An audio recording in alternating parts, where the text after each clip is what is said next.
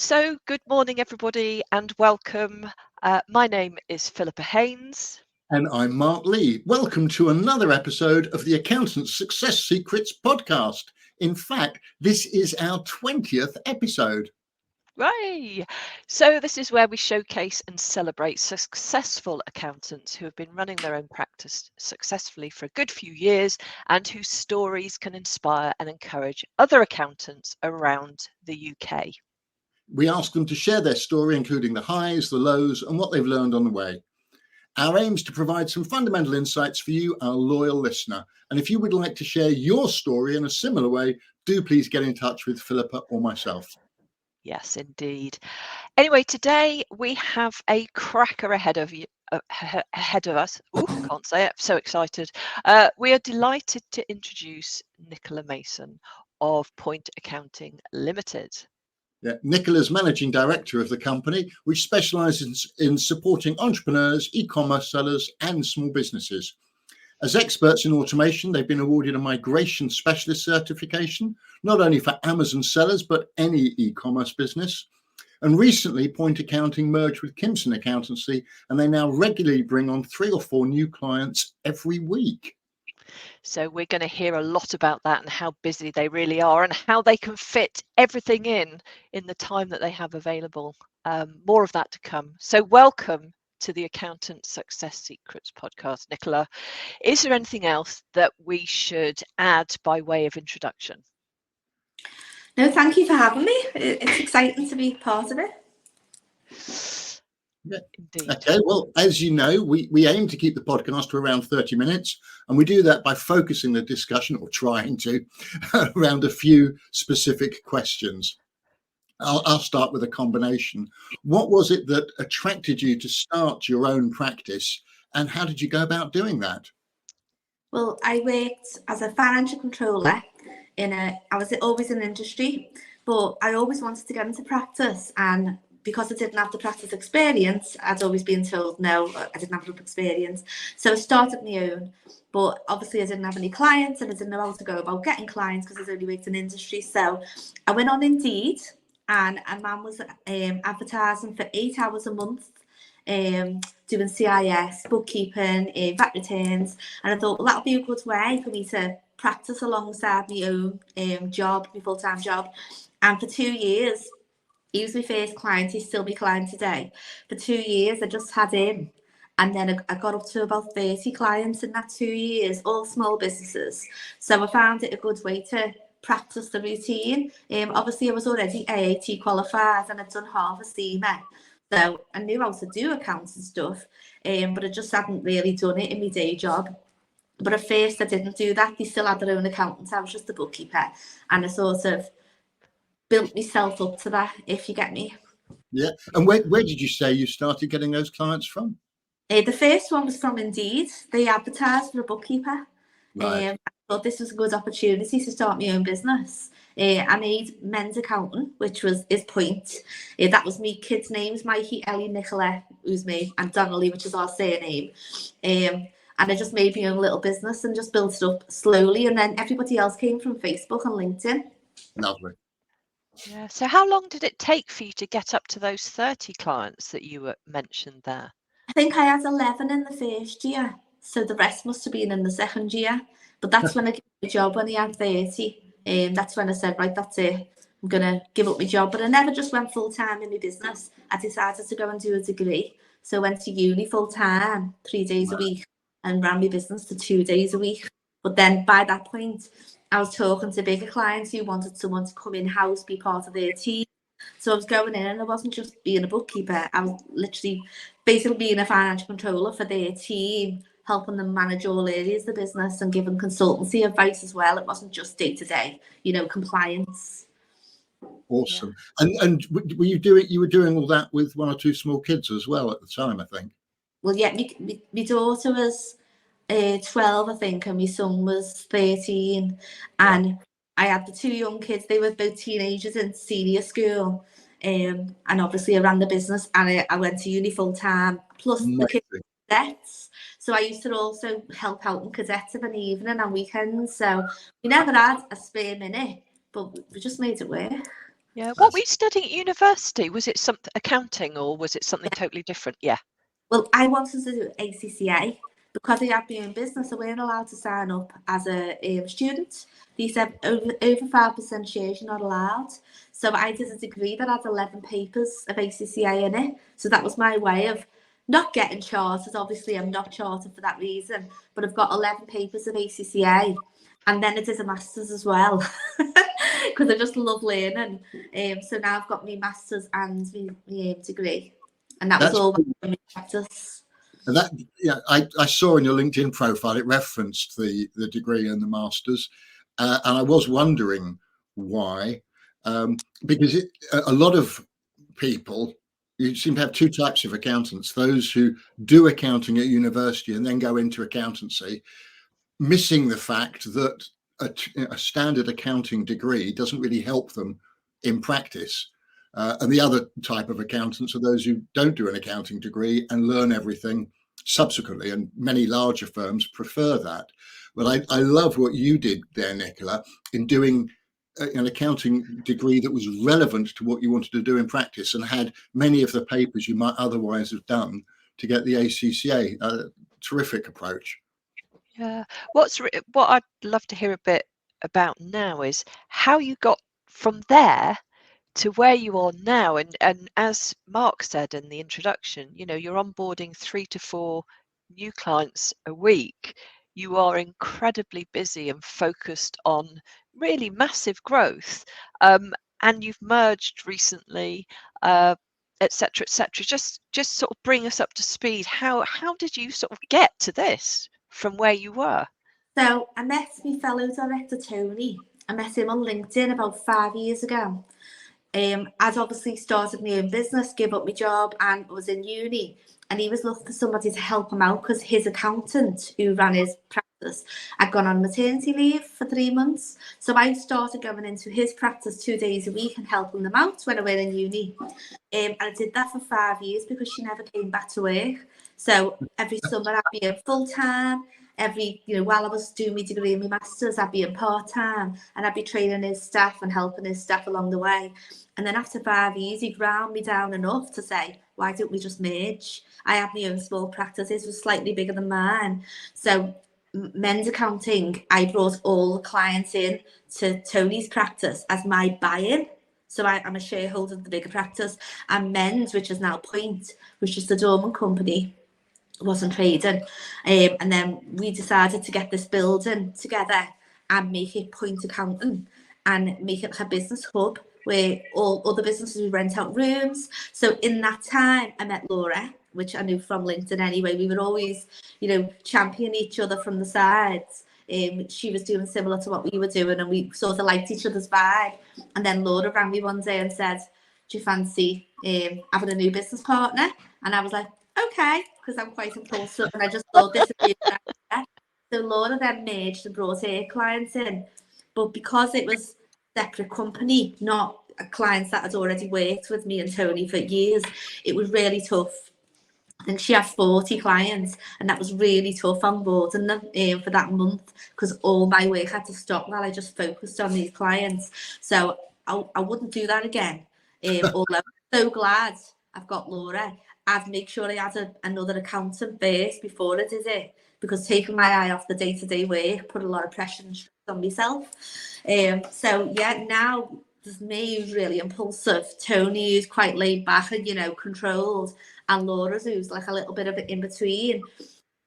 We just jump on every opportunity, and Laura, obviously her job is business development marketing. She's going out every day, networking events, online, podcasts, talking to people, and she's bringing in like 3 clients a week. Tony, he goes to big group events and obviously he's over in the Isle of Man a lot, so he's bringing in clients every month. So the growth is not what I imagined it would ever be, but the 3 of us coming together has really made this happen.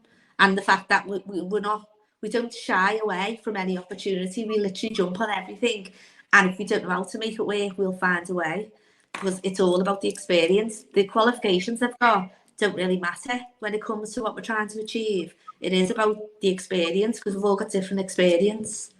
Absolutely. That is terrific. and a great a great example to others, including what you said at the beginning, that you wouldn't do it again the same way. You learn from the experience, and I know that's not not reflection on Laura. It's not knowing beforehand how much work would be involved and how much you'd have to take your eye off the ball with your other clients. Have you managed to retain most of those 40 clients? All of them. Oh, Plus, fantastic. before we took over Kinson, some had left. We were still responsible for the year end, but they'd already signed off to somebody else. They've come back from having conversations with them and them seeing what we're doing, online. They've actually come back to us now, so we've retained them and more. It's wonderful. And how many are in the complete team at the practice? How many staff? Yeah. 12. We're in the middle of hiring number 13. Wonderful. Yeah, really is. So what have you learned then along the way, apart from not to be too impulsive, as you said? Plan. Rein myself in. I don't know. I suppose the biggest learning points are take the opportunities, but sit down and just, make a plan and see how you're going to achieve it, rather than just like I do, freewheel into everything and, stress along the way. I do get by on stress and coffee sometimes, and it is better to be a little bit more reserved. Like Tony is good that way. He does rein me in.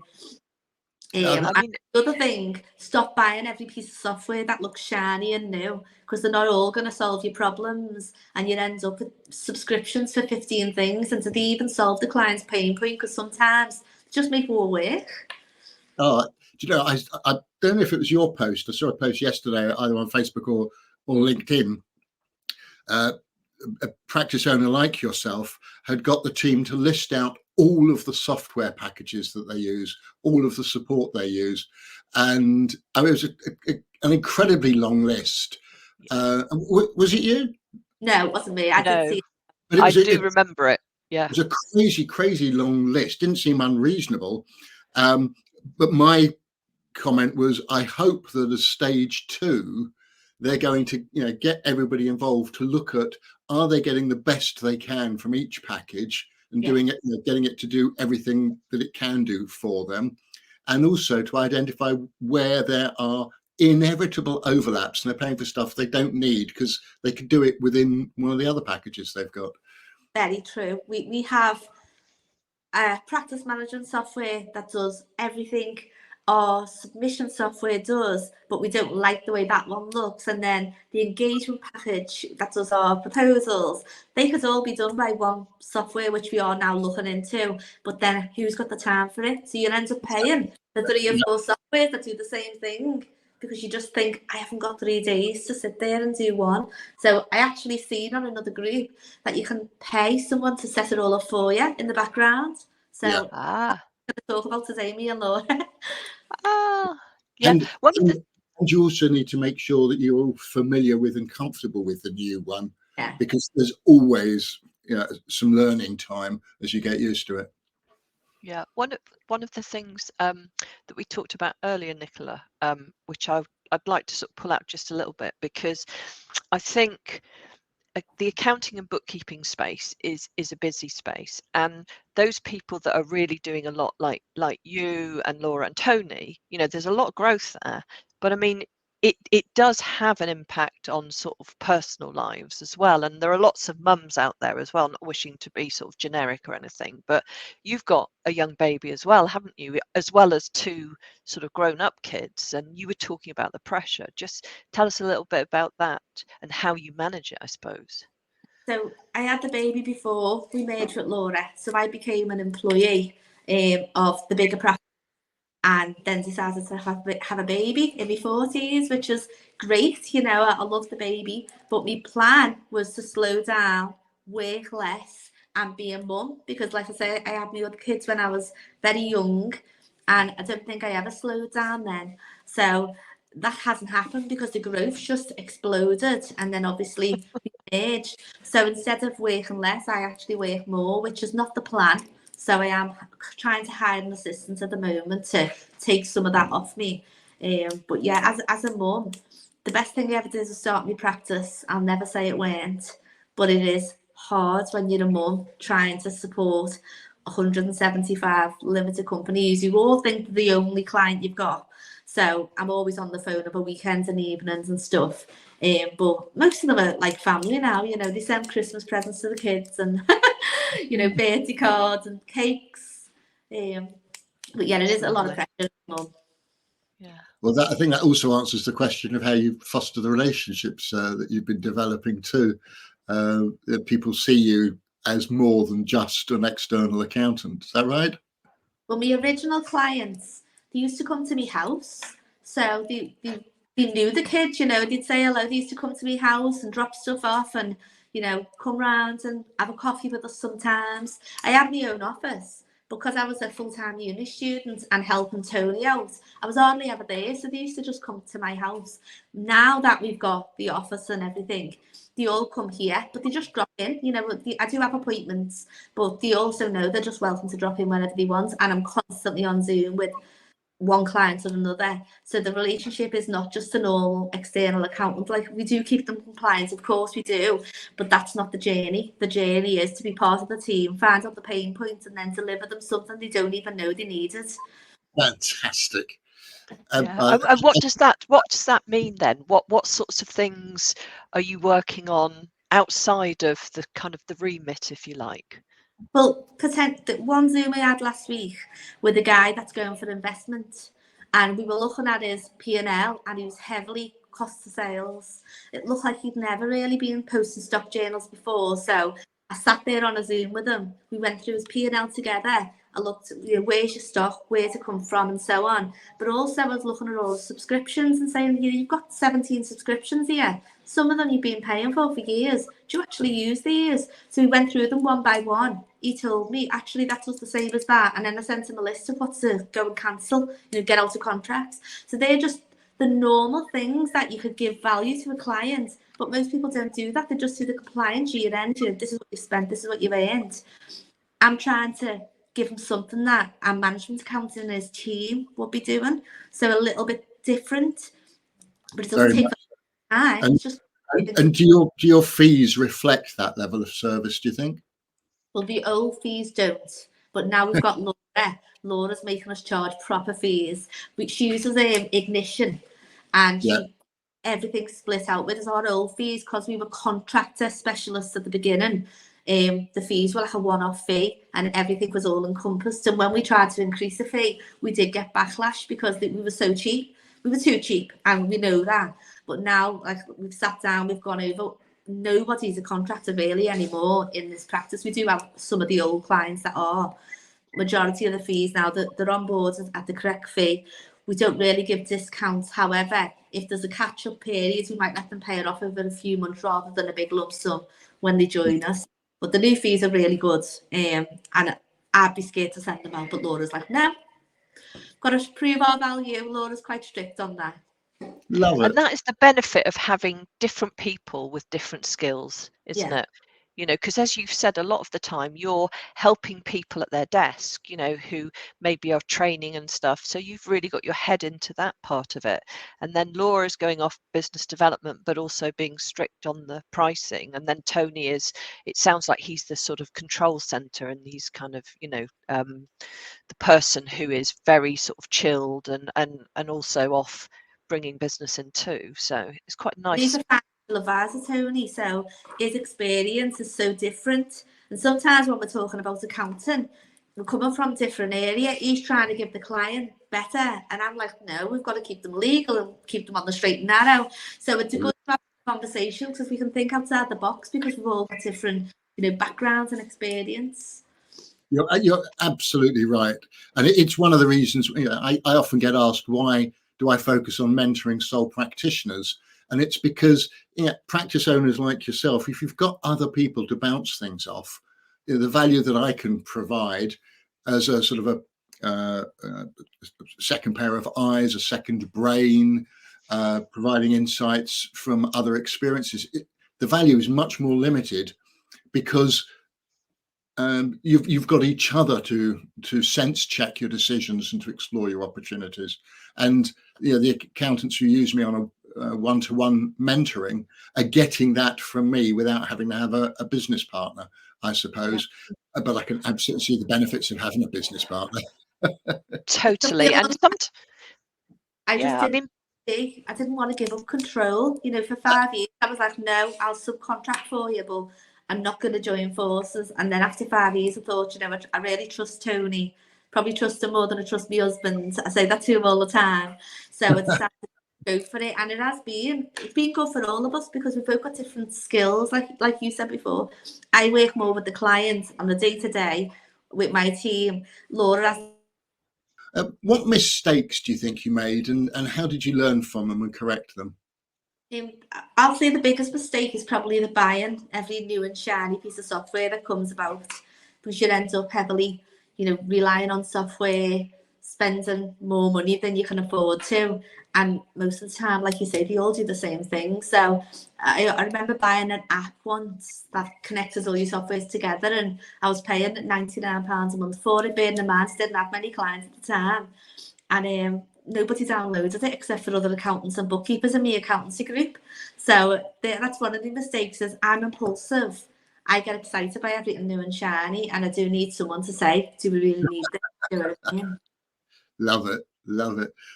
I've had clients who use me as that sense check. You know, I'm looking at some new software. Do you think it's a good idea? Do you think I need it?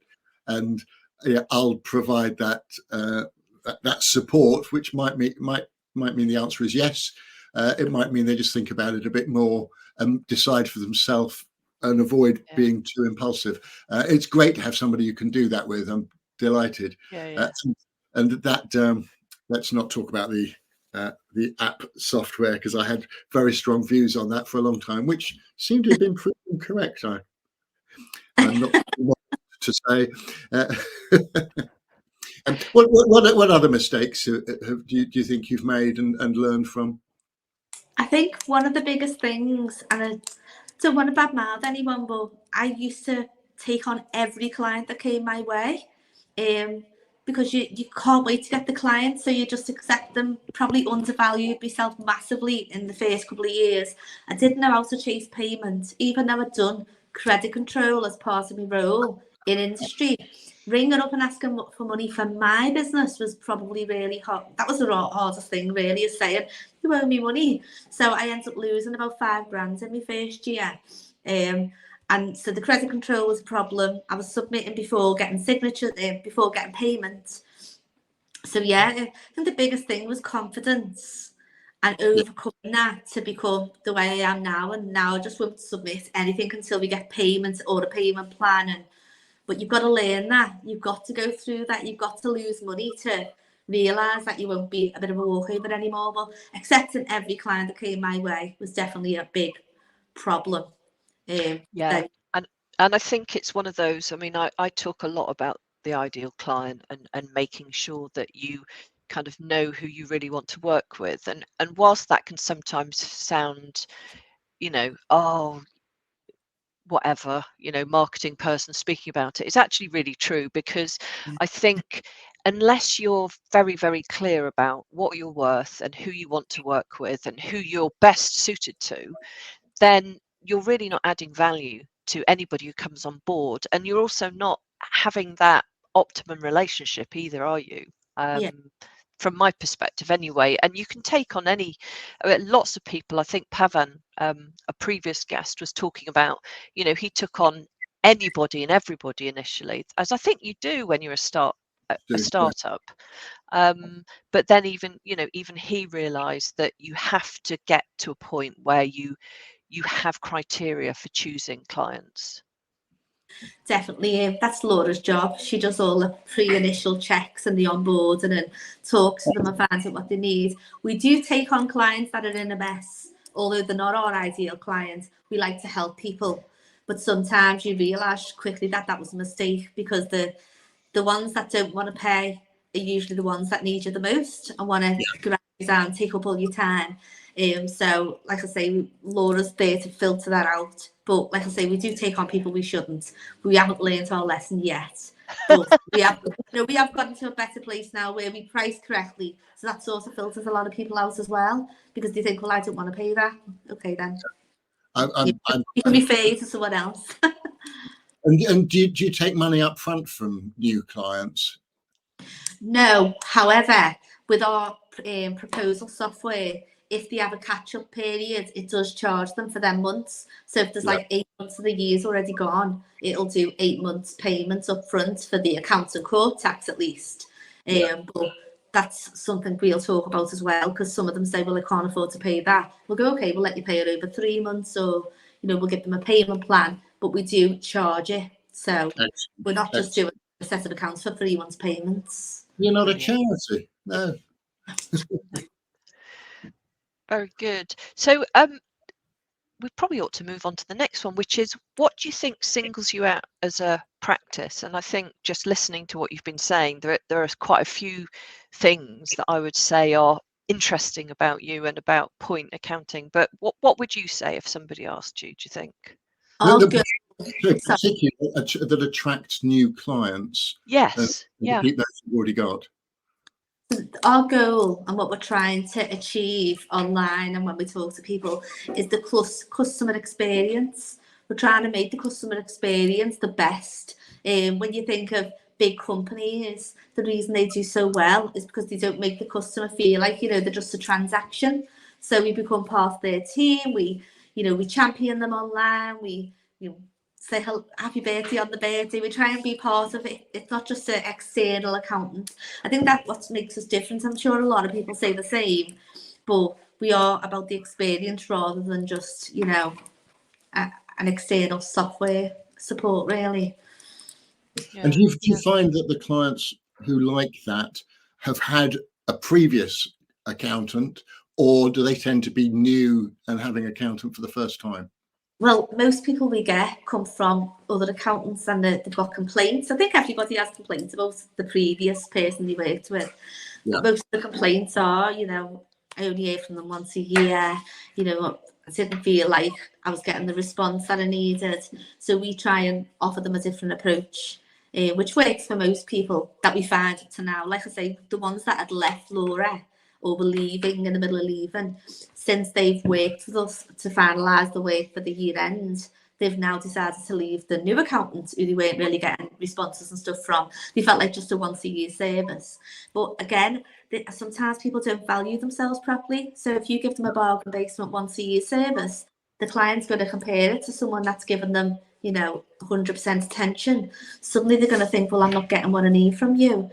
So you need to price it. This is the gold price for 100% service. This is our bargain basement price. And I talk about that with clients in meetings and say sometimes you get what you pay for. If you're only paying for a once a year service, that's all you're going to get.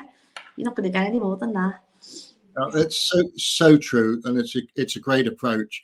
I hear a lot of accountants saying that they get their best clients switching from another accountant, and I always ask them, and forgive me because I don't remember if it says it on your website. So many of the accountants who say that still say on their website that they specialise in helping startups, even though they've decided that's not actually what they want to do, and that's not where they get their best clients. Each to their own. What are the other secrets to your success? Would you say that either building on anything you've already told us, or is there anything you haven't yet mentioned? I think the difference with us is that we're not generic accountants. We're not, our background isn't from practice. That's not where we come from. We're all from industry, bigger companies, and I strive for the same things my clients strive for. I started my own business and I really wanted to grow and didn't really know how to do that. So I went and learned as much as I could. And then I met someone like Tony and obviously now Laura, and we can all learn off each other. And that's what we're trying to achieve. And I think clients react to that in a good way. I think that's wonderful. I keep saying fantastic because I do think it is. But I think that's I've realized over the years that many of the more successful accounting practices like your own are run by accountants who've come from business rather than accountants who've come from practice. It's not to the exclusion. There's plenty of successful accountants who sort of come through the practice route, but there seems to be a significant proportion who've come from industry, commerce, or whatever, and are able to pass on what they've learned and that style and approach to servicing their clients and building their practice as you've done. I think it's wonderful. Full credit to you. I mean, that's the value bit as well, isn't it, really? I mean, thinking about myself, I can say that I'm a brand, a marketing person, an insight person. But like you, Nicola, I've worked in industry for like 30 years. And so I can talk about all of the other things that hang around that, such as supply chain, international practices, e-commerce, all of these things that you have to learn about and that are connected within industry. When you're talking to your clients, you actually know what they're talking about. It's not something that you've kind of learned about in a textbook or something. You actually understand, and you can speak their language as well. And you can also kind of talk about some watch outs and what you've learned yourself, case studies, I guess. So it's really important, I think. That's why I say, I love qualifications. I love people that strive to better themselves, but I don't really care about that when someone comes to work for me. I want the experience. I want them to be able to tell me how they've helped a client, how they've found a mess and made something beautiful from it. This is what I want, because I see when I look at a client's work, I can see how I can make that better and how I can help them build, because I'm not just there to churn out, numbers for a VAT return. That's not what we want to achieve, and it's not what we want our clients to achieve either. That's such an important lesson to anybody listening who's looking to secure a new role, for example. Focusing on what you can do, what you've done to help clients, to help the practice owner, rather than simply on your qualifications, because without practical experience, those qualifications don't have a significant value to anybody else.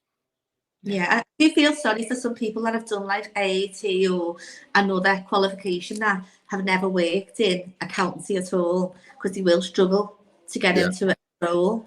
I've got an ACCA finalist working for me now that's worked in industry, but a different area in industry, so he doesn't really have the day-to-day experience, although he's more qualified than anybody else that works here. So I do feel a little bit bad that they can't just give them a management role, because they haven't got that experience to back it up. But yeah, anyone with experience probably will go to the top of a pile when I'm hiring for me, because I want them to tell me, how can you help me? How can you take this work from my shoulders and help my clients in my place, really? Yeah, brilliant. Well, I think that probably brings us to an end, if I'm not mistaken. We've taken on a bit more time because obviously we had a few technical hitches, but Nicola, it was lovely to speak to you. I know that you're actively recruiting at the moment, so if anybody has really been inspired by how you've been talking about business and the practice and all of that good stuff, then how can these people get in touch with you? What's the best way of getting in touch? Email, so nicola@pointaccounting.co.uk. Send me your CV, even if I wasn't recruiting, send me your CV anyway. I'm always looking for good people in my team. Yeah, and for clients as well, is it email, or do they normally find you on LinkedIn, or should they be looking for Laura? LinkedIn, the website. Laura's the one that any new business, I just send them straight to Laura anyway, so it's always better to look for Laura. She's actively on LinkedIn most days anyway, talking to potential clients and other people that want to be an accountant, sort of thing. So yeah, and that's Laura Everson, isn't it? So great Brilliant stuff. Thank you so much, Nicola. And Philippa, how can listeners find out more about you and Insight 101? Yeah, well, LinkedIn is my place. So it would be great to hear from you there. You can find me on my website, www.insight101.co.uk. And if you're coming to Accountex 15th and 16th of May, you'll see both of us there, won't they, Mark? So give us your details as well about the Soul Practice Club. Thank you. Well, online everywhere, I'm Bookmark Lee, so my business card is a bookmark as well. And the Soul Practice Club is for sole practitioners who don't want to go the full one-to-one mentoring route, but they've got ambitions and want to be more successful and part of a collaborative community.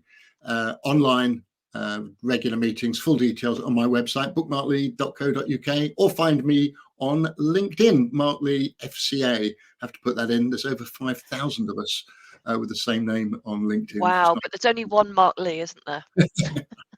Right. Okay, well, that's it. If you've enjoyed the podcast, please share the love online, subscribe, and leave a review on Apple Podcasts or Spotify. We're also on YouTube as well. So it'd be great to get your feedback. And of course, if anybody is inspired to guest as well, we would love to hear from you. We're always looking for that next conversation. So please do get in touch. Love, absolutely right. Thank you. And leaving reviews and ratings all helps broaden the reach of the podcast. Do get in touch with us if you want to be interviewed. And I think despite the tech issues, which hopefully won't be apparent by the time we broadcast this, well, some of them will.